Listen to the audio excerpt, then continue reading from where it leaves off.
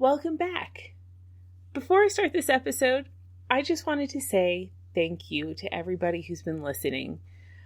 Today's the 6-month anniversary of the day I launched the show, and it's done better than I dared hope when I started. So I just really appreciate each one of you who's listened and reached out in the first few months. It's just been really motivating and helpful, so thank you. And on to the episode. You're listening to the American History Podcast with Sarah Tungsalvola, the show exploring who we are and why by tracing American history from the 17th century to the 20th. When Henry Vane told the magistrates that his stepping down as governor wasn't because of urgent business in England, but instead it was because he was worried about the impending public disaster, it changed the court's decision to allow his resignation.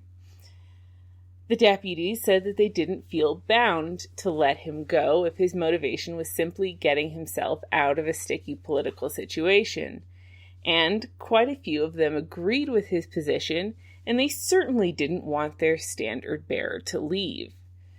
As they began to refuse his request, Vane took back his teary statement, saying that he'd just gotten emotional, had just lost his judgment, and that he did in fact need to go home to take care of his estate. Magistrates were still split on the issue, but the final decision was cemented when Boston church members sent a committee to insist that Vane not be permitted to leave. Vane said he was an obedient child of the church and that he wouldn't leave without the church's permission. He would remain governor until his term was up. And after that little bit of drama, they voted on whether or not to proceed with the new election and decided to defer the election until the regular time in May. Some people felt that Vane's vacillation had been a form of manipulation, and the status quo of the largely unpopular party remaining in power had been maintained. But the non-opinionists now had a few months to prepare for the next election. The political leaders of that party met with Winthrop, while Wilson, Weld, and Peters led a group of clergy to confront Cotton directly. They knew that Cotton's refusal to distance himself from the opinionist cause had been its primary source of strength and legitimacy. When they confronted Cotton, Peters' group presented him with a list of all the specific ways in which the opinionists had said that Cotton differed from them, and asked him to tell them, point by point, whether or not he agreed with it. And Cotton agreed to do this. At the end of December, the ministers and court came together to officially discuss the situation, and the discussion devolved into pretty much the type of bickering that had become standard at this point, with Peters and Weld leading the charge against Vane and Cotton. At one point, however, after a sarcastic remark from Vane about private meetings among ministers, Peters accused Vane of seeking to restrain the liberty of the clergy. Vane quickly backed down, but Peters continued the attack, saying that until Vane came less than 2 years before, the now troubled churches had been at peace. When Vane replied that the light of the gospel brings a sword, Peters told him to consider his youth and short experience in the things of God, and to avoid being too rigid in his decisions, which he seemed to tend to be. All of the colony's new opinions and divisions could be tied back to Vane, Peters said, and he wasn't exactly wrong. Peters' rant about liberty and an overly rigid leader, though, harkened back to problems at home, and from this point on, the conflict took on more and more similarities to the fight between Laud and the Puritans, or King Charles and the Puritans. By leaving England, the Puritans had only removed opposing voices. They hadn't come with well-formed ideas of liberty, They just had the notion that they wanted to run a society as they saw fit. Now, as the colony faced internal division, those same arguments, tyranny, division, unity, and troublemaking dissenters, were beginning to re-emerge. A couple days later, the group of ministers summoned Hutchinson to a meeting to debate her directly. Peters again was the spokesman of the meeting. He immediately demanded to know why she thought that he and his allies were so different from Cotton, and why she so openly asserted that they taught a covenant of works. Peters was intimidating, and much like Vane, Hutchinson was shocked and initially started to deny the allegations. But again, Peters simply pushed harder. And soon Hutchinson regained her composure and started to fight back. She doubled down on every opinion and said that the fact that the other ministers couldn't see the difference meant that they were no more able ministers of the gospel than the disciples had been before the resurrection of Christ. When Cotton grew uncomfortable and objected to the comparison, she insisted. And then she started to point at individual ministers like Shepherd of Newtown and Weld of Roxbury, criticizing them individually. Phillips of Waterton chimed in, knowing that she had never seen him preach, and asking in what ways his ministry differed from Cotton's, to which she replied that he wasn't sealed either. The group then began interrogating Cotton, who had criticized Wilson for teaching sanctifying methods which were severely exacting, in other words, a covenant of works, while he taught self-assuring heart piety, in other words, a covenant of grace. Cotton answered their questions, but they weren't satisfied with his answers, and as the interrogation got more intense, he threw up his hands and said, "Let Calvin answer for me." That was the end of the year, and the end of civil attempts to resolve the crisis. As 1637 began, people were actively hostile to each other. Members of the Boston Church started to disturb other churches, objecting to their doctrines and publicly challenging their ministers. Peters criticized the double seal that the Bostonians seemed to embrace, and meanwhile the Bostonians were furious at the outcome of the debate and were particularly angry with Wilson, who seemed to have criticized the entire body of his church, including John Cotton. The crisis by this point had become, in many ways, as hotly contested as the division between Protestants and Catholics in Europe. When Wilson returned, the Boston Church demanded that he explain the statements he made before the court in public. In his explanation, Wilson said he hadn't intended to reflect on the Boston Church as a whole. His only statements had been targeted at Vane and Hutchinson, who were members of his church. His statements weren't about all of them, just some of them in particular. This wasn't a satisfactory answer, because it didn't seem particularly true, and even if it was his intended meaning, most of the church agreed with his stated targets, so they had been indirectly criticized anyway. So Boston prepared to condemn Wilson publicly. He was arraigned in February, with Vane aggressively leading the attack. At the arraignment, Winthrop was one of only 2 to 3 people to defend Wilson, and he reflected later how weird it was that ordinary people with no real legal or theological understanding of the issues had been so eager to jump on the bandwagon, not only condemning Wilson, who they'd known for years, but doing so with such vitriol. And as for Wilson, he was pretty much helpless. At the arraignment, he sat quietly, answering accusations as well as he could, but knowing that no one would listen to him anyway. The majority of people wanted to immediately pass a vote of censure, and it was in fact Cotton who prevented that. Cotton explained that the rules of the Boston church required a vote of censure to be unanimous, and that there were 2 to 3 people who clearly disagreed with the majority. Cotton wasn't on Wilson's side, though, and immediately after stopping the vote of censure, he turned to Wilson and chastised him in front of the entire congregation, something which was deeply humiliating and completely unheard of. But what could Wilson do? He stood quietly and listened to Cotton's every word. After the arraignment, Wilson stayed quietly in the background of the church, doing his duties without drawing attention to himself. But Winthrop was furious about the event.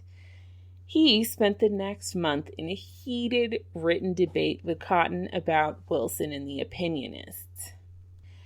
And at the same time, differences among the opinionists themselves were starting to emerge.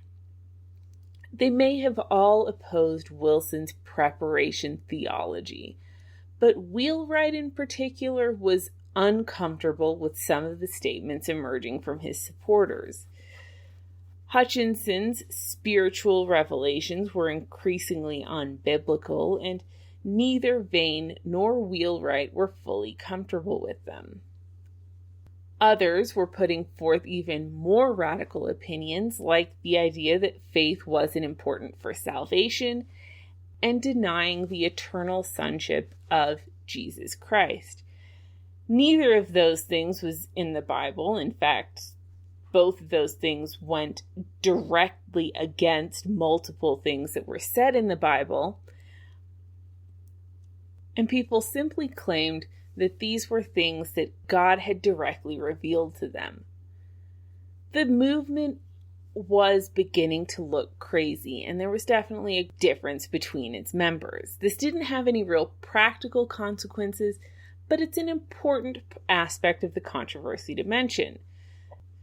The opinionists were united on a few core convictions, but as so frequently happens in situations like this, there were people who went much, much farther than the majority agreed with, and some people who were just following along, while some wanted to remain much more moderate than the rest of the group. Perhaps the biggest problem was that Hutchinson herself didn't shy away from even the most extreme opinions. It soon became clear that her belief in personal revelations superseded her belief in the Bible, and this was a conviction which would ultimately lead to the downfall of the Antinomian cause in New England. By the end of January, the Pequot War was looming, the 30 Years' War was going terribly for the Protestants, and the situation in England was looking no better for the Puritans. So the Massachusetts Bay Colony held a fast day to pray for an end to the increasing troubles. Cotton, of course, presided over Boston services that day, and Wheelwright was there too. In fact, after Cotton spoke, he called Wheelwright to the pulpit to speak as a private citizen, and perhaps unsurprisingly, both sermons were full of veiled criticisms of Wilson.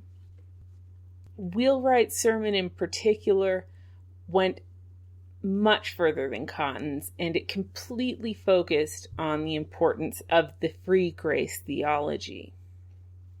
In fact, Wheelwright's speech was so extreme that it attracted the attention of surrounding towns, and the clergy called for another meeting with Cotton.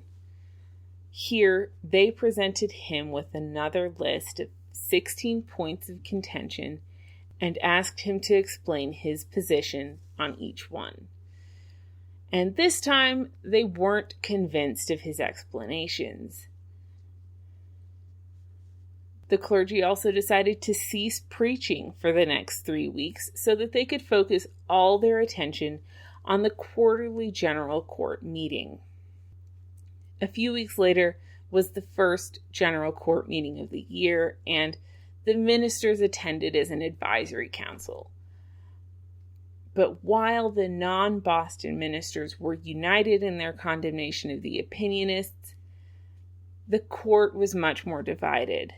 Vane was the governor, which gave the opinionists both political strength and political credibility, and even more importantly, court sessions took place in Boston. It was on the opinionists' home turf. They could send more people to vote in the elections, and they could send more people to demonstrate at court sessions. Politically, the court had to proceed with caution. The vast majority of Massachusetts settlers opposed the opinionists, but the anti-opinionists, the clerical party, step one was to test their strength.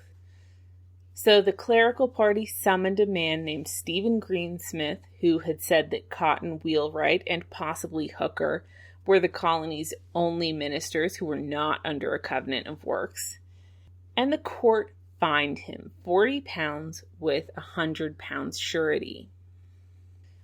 They also unsuccessfully tried to get evidence they could use to convict Wheelwright, but still they had convicted somebody against Vane's wishes, and this meant that they could move on to more aggressive actions, specifically reviewing the Boston Church's arraignment of Wilson. The court ruled that no member of the court and no person speaking at the court's request could be publicly questioned elsewhere for something said to the court. So the Boston Church's actions were ruled illegal, and Wilson was invited to speak before the assembly. In his speech, Wilson made pointed criticisms of Vane individually, and the court granted its enthusiastic approval. Then they summoned Wheelwright, and they produced a verbatim transcript of his fast day sermon. They were preparing to use the document to support accusations of sedition. Unbeknownst to Wheelwright, somebody had been sitting in the Boston church that day, recording every word that he had spoken. And now, in a generally favorable environment in front of the general court, the clerical party produced them without warning and asked Wheelwright to admit that this was in fact what he had said. Wheelwright didn't directly answer their question, and instead he gave them his own manuscript of the event. So the court adjourned for the rest of the day as the magistrates read his transcript. Less than a day later, when the court summoned Wheelwright again, the Boston Church sent a petition signed by nearly every one of its members demanding that the case. The Boston Church sent a petition signed by nearly every one of its members demanding the case and all future judicial proceedings be conducted publicly, and to leave all matters of conscience to the church alone. The court dismissed the petition, calling it presumptuous, and proceeded to interrogate Wheelwright ex officio, meaning under oath. Having a court privately prosecute a clergyman for differences of religious opinion sounded a lot like the Star Chamber that Puritans had been fighting for generations. In fact, opposition to the Star Chamber had been at the very core of Puritan opposition to royal prerogative and the Church of England. Laud's increase of use of the Star Chamber against Puritans had been one of the biggest complaints against King Charles, and one of the biggest reasons cited in accusations of persecution. The court's actions were not going to go unnoticed or unchallenged in Massachusetts. So as they proceeded with the interrogation, Wheelwright's allies in the court started to shout that the clerical party was recreating the worst of Laud's persecutions. And Wheelwright took the opportunity of their support to refuse to answer any further questions. The court backed down and made further proceedings against Wheelwright public, and when Wheelwright was summoned again, the room was absolutely packed. Now, Wheelwright could defend his sermon with the majority of attendants on his side, ready to loudly oppose those questioning him. At this point, the opposition's best course of action was to show just how extreme the sermon had been by asking each minister in the colony to state whether they walked according to Wheelwright's definition of a covenant of works. And every one of them except Cotton said that they did. If Wheelwright was right, every single minister outside of Boston wasn't just wrong, they were barely even Christian. If Wheelwright was wrong, he had been the person to wrongly accuse every single minister outside of Boston of heresy. So the stakes were extremely high at this point, and the court and ministers spent the next 2 days privately debating whether or not to pronounce Wheelwright guilty of contempt and sedition.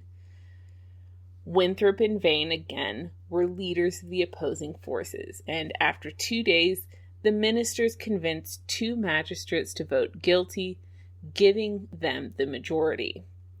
The court announced its decision, and Vane tendered his protest. The court refused to note Vane's protest on the record, saying that everything had been done appropriately. In response to the conviction, Boston wrote a new petition, a remonstrance of the court, protesting its action against Wheelwright, and this time 60 people had signed. The clerical party had won, but they couldn't follow up on their victory. They couldn't effectively sentence Wheelwright, and they couldn't act further against the opinionists. They decided to leave further actions until the next court session, and the only remaining question was whether or not to silence Wheelwright as a preacher in the meantime. And the answer to that question was, there is no possible way that we could get away with that. If Boston residents had thought that a private court session was too reminiscent of life in England, the government silencing a preacher for dissenting views would remove all doubt. Something had to change, though. The opinionists had a disproportionately strong political control of the colony because of the governor and the location of court meetings, and they had the governor they wanted because of the location of court meetings, which was the setting of the colony elections. The people who voted in elections were the people who showed up to Boston for the meetings. So a greater percentage of Bostonians showed up to the elections than people from the surrounding towns, not to mention that Bostonian mobs had shown their willingness to flood court meetings and demand their way, and the local church had decided that it could be a board of revision for any political action the court took. The clerical party had one last order of business before adjourning, and that was to change the location of the next court meeting, a meeting which was also the annual election, to Newtown. Vane knew what they were doing, and he refused to entertain the motion. Now, Winthrop, who supported the move, knew that he couldn't press the issue because he too was a Boston resident. His pushing political power away from Boston in order to override Boston's wishes wouldn't go over well. So the person to submit the question was Endicott. And Endicott was the person to declare the vote carried. When the next court session happened, Winthrop and Vane were predictably put forward as opposing candidates. There were tens of people there representing each side. But before the election could begin, Boston submitted another petition. This was a simple appeal regarding Wheelwright's sentence, but it was more importantly an attempt to defeat the election using one of the few tools that they had left: delaying. Boston knew that they were likely to lose this election badly, so they just wanted to keep it from happening as long as possible, and Vane supported their attempt. He was the presiding officer of the meeting, and he insisted on having the paper read. Winthrop, of course, objected, saying that the election must take priority. Vane stood firm, so there was another angry debate, but Winthrop this time had the benefit of location and therefore popular support. So Winthrop proposed a vote on whether or not to read the petition, and the majority voted to proceed with the election without reading it. Now there could be no question of what the election outcome would be. People on both sides gave passionate speeches, and they even got so intense that they started to physically push each other around, and physical violence became a distinct possibility, but the opinionists were distinctly outnumbered and they backed down. Vane still refused to budge, and Winthrop replied that if Vane refused to proceed, the court would simply go on without him. Vane submitted to the inevitable, and the election resulted in the complete and utter defeat of the opinionists, with Vane not only unseated as governor, but left out of the magistracy entirely, along with also left out of the magistracy were two former magistrates who had been in Wheelwright's congregation at the Mount, William Coddington and William Hugh. For the first time in 3 years, Winthrop and Dudley were governor and deputy, but this time they were on the same side. And as thanks for his work moving the election to Newtown, Endicott was elected as a lifetime member of the Standing Council, an honor which was only ever given to 3 people, him, Winthrop, and Dudley. There wasn't one opinionist elected that session, but Boston's freedmen had one last card to play. They'd intentionally deferred their local election of delegates to the new court until after the election, so when Vane, Coddington, and Hugh weren't re-elected, Boston simply chose them as the town's representatives. The court refused to accept the results of the election, saying that 2 citizens hadn't been notified that the election was taking place. But of course, 2 votes weren't going to make a difference, so Boston simply held a re-election, which confirmed that Vane, Coddington, and Hugh would be its delegates. The court again delayed sentencing Wheelwright, but when they dismissed him, they told him that he should change his stance if he hoped for a favorable sentence in the future.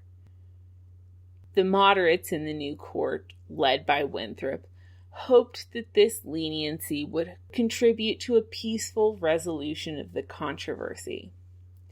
Besides, the new court had bigger fish to fry. There was a ship full of people who agreed with Hutchinson and Wheelwright, including some of their relatives, headed to New England at this very moment, and the court needed to minimize the political impact of the ship's arrival.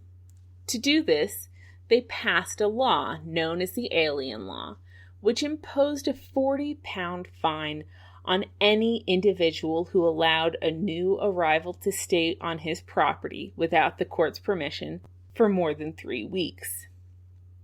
The fine would then be 20 pounds for every month that the offense continued. Towns would also be subject to a 100-pound fine, but any individual who entered his dissent with a magistrate, in other words, told the court what was going on, would not be required to pay. When the ship arrived, its passengers stayed in Boston for 3 weeks before leaving the Bay Colony's borders entirely and moving north to the Pascataqua River. One of the people turned away was a man named Samuel Hutchinson. So basically, Winthrop's government had prevented the friends and families of Bostonians from settling in Boston because they agreed with Boston's politics. Boston was every bit as furious as you'd expect. Winthrop and Wilson became outcasts in the very town they'd helped to build. The guards who had accompanied Vane when he was governor refused to accompany Winthrop, saying that they had voluntarily guarded Vane because he was a person of quality. This caused enough scandal that other towns offered their own guards until Boston backed down, but Winthrop still had to choose 2 of his own servants to act as the sergeants. On the Sunday after the election, for the first time since he'd arrived, Vane refused to sit with the magistrates at church, choosing to sit with the deacons instead, and Coddington accompanied him. Winthrop invited them both to come back and sit with the magistrates again, but they refused, and Vane's example was replicated throughout the town. Then, when Wilson was chosen by lot as the chaplain to accompany soldiers in the Pequot War, not one Boston church member agreed to go. They simply would not accompany Wilson into battle. Cotton even considered moving to New Haven. New Haven was the 3rd colony that would one day make up Connecticut, and it was founded at around this time by a group of London merchants who hadn't bothered to get a charter. Its 250 settlers were led by John Davenport and Theophilus Eaton, and it quickly became the most extreme colony in New England. Cotton decided not to relocate for the time being, but Vane decided to return to England along with Lord Lee, the son of the Earl of Marlborough. Vane left Cotton his house, and Cotton lived there for the rest of his life. As Vane went to the boat, his supporters accompanied him with a formal procession of arms, including cannons, and as the barges bearing him sailed away, the crowd saluted with repeated volleys of small arms and cannon fire. And when Vane arrived in England, he started helping say and seal with the Connecticut settlement. Vane's departure was an irreparable loss to Wheelwright, though, who was now left without any political protection at all. When the Pequot War ended and Wilson returned to Boston in August, Bostonians were even more extreme than they'd been when he left. By this point, they were accusing moderates of being every bit as bad as the extreme anti-opinionists like Peters, and people refused to so much as listen to Wilson preach.